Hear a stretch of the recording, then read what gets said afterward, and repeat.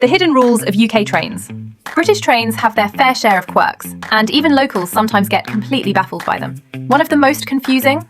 Something called train splitting. It means that a single train can actually split into two midway through the journey, with each part heading to a different city.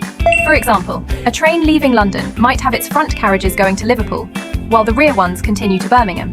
If you accidentally board the wrong section, you could end up in the wrong city entirely. So before you get on, always check the electronic display on the platform to see which carriages go where. And if you're already on board and unsure, just ask a member of staff. It could save you from an unexpected adventure in the wrong city.